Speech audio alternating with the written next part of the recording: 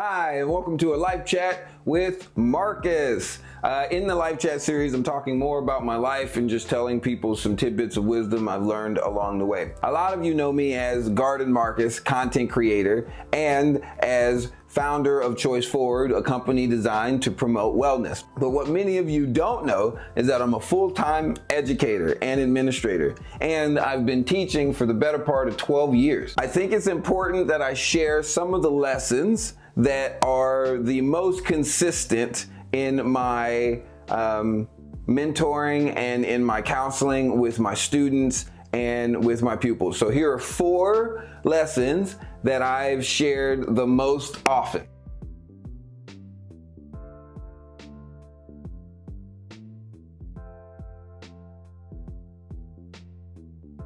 Okay, lesson 1, you have nothing to prove. So often we are trying to prove ourselves to our family, to our peers, to ourselves, or to someone. And a lot of times that affects our choice making because it is trying to bolster some sort of ego. But what I try and teach people to do is realize that you have nothing to prove, but what you want to do is raise your standard all the time so that you are pushing yourself to be the best you possibly can be. By aiming to be the best you possibly can be, you're going to always be trying to do the best.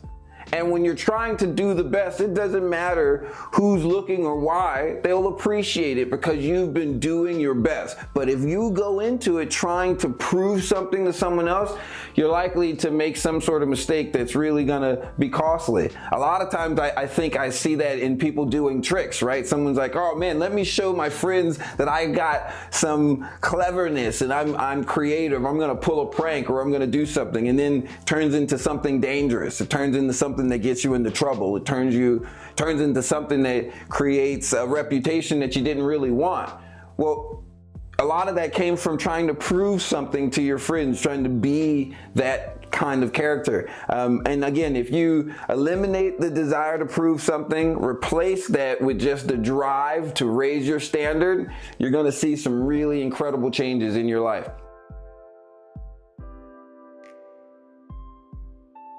The lesson number 2, slow down. Everything nowadays is speed up, speed up, speed up. Everybody better go fast. But what happens if we go so fast that we miss the hole? Well, we trip and we fall.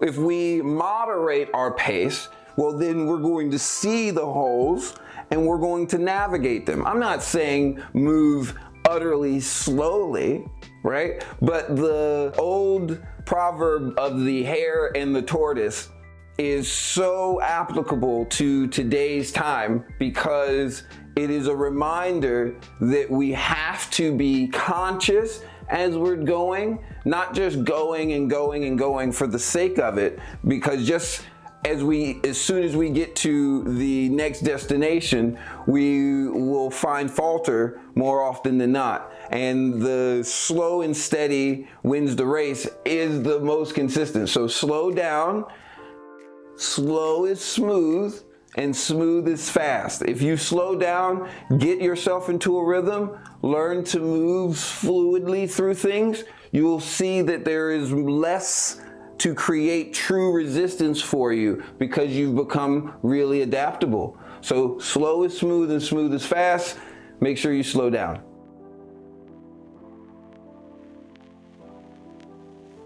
Number 3, this is a Choice Forward lesson that I've given to so many people, and again, I think it's so important.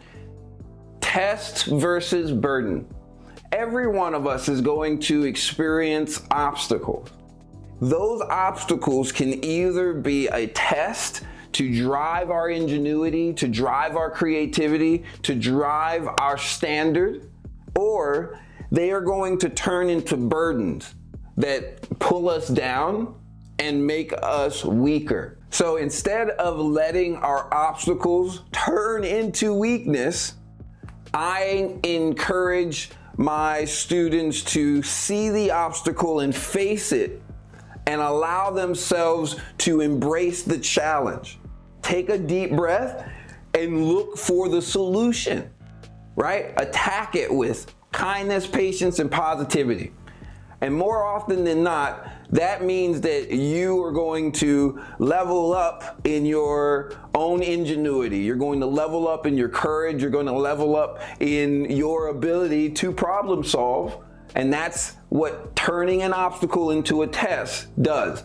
But again, conversely, if that same obstacle becomes a burden, it's really difficult to move on, and now it starts to weigh on you day in and day out. A lot of times I see that in interaction with students and their schoolwork. Someone is up against a really difficult math test, and this math test is now become a burden to their psyche, and it's like just weighing on them. Or maybe this project is just become a burden to their psyche and it's weighing on them. But if they were to see that same project, that same math test as a test to their character, all of a sudden you stop having such a weight on yourself to prove something. You start doing your best.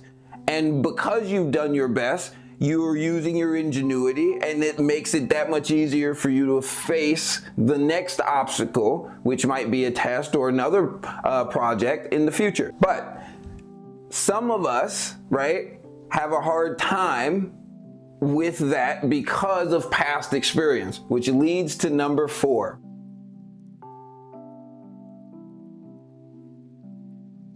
Lesson versus barrier. Also a choice 4 dichotomy, but whereas test versus burden is addressing something that you're dealing with in the moment, lesson versus barrier is addressing how you reflect on something from your past. So maybe my students didn't do very well on their project, maybe they didn't do very well on their math test, and now they're creating barriers. I'm never gonna be good at this. I'm awful at doing projects and presentations. I'm just never gonna be good at math. Well, that's a barrier. Truly, barriers can be destructive in their own right, because a barrier creates a wall, and now you're not even trying to look onto the other side of the wall. But in the same scenario, if you see the reflection of that experience as a lesson, well, now you're going to start seeking out things to learn. You're going to say, hey, I didn't study the way I might have needed to, or maybe I missed this equation, so I need to get more help here, or maybe I was thinking about this problem in a completely wrong-centered way, or maybe I had the wrong kind of instructions. But when you look to learn a lesson, you seek out the nuances in any of the situations, and you start to objectively look so that you can better yourself for the next one. But when you decide to just turn away and build up a wall, well, it makes it really hard for you to help anyone in the future. So sometimes we need to create a boundary, right? Sometimes we need to say, hey, maybe the lesson I need to learn is I need to put up a boundary somewhere so that I can address it with more deliberation in the future. So let me give you an example for that project. Maybe instead of creating a barrier and saying I'm never going to be good at doing projects or group presentations because I wasn't good at it before, instead I'm like, I need to be conscious of how I approach group projects and presentations. I need to practice speaking in front of people, or I need to practice breathing in front of people in more collective environments.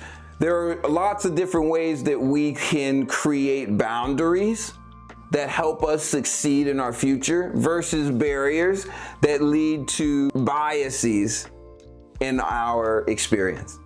I hope that these 4 things have resonated with you and help you in your experience, as I have been told they have helped so many of my students and so many of my mentees. And as for the 2021 school year, this is not the school year that many of us thought that it would be. I know this is not the school year many of us wanted it to be.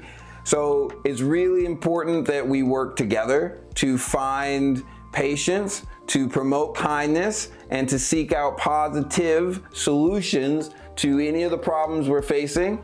Remember that it's up to each of us to foster strong communities. So for all of my students and all of the teachers out there, I want to make sure that I encourage you to keep going, because I know how difficult it is in these different times. Please check out the other social medias. You can find me on Instagram at garden_Marcus, TikTok and Twitter at gardenmarcus. And maybe you want to join me for a webinar. Check out the Patreon. I also have phone calls and video chats on there as well. You should check out choiceforward.com if you want to get yourself a wholesome shirt, or maybe you want to learn a little bit more about the mission to share kindness, patience, positivity.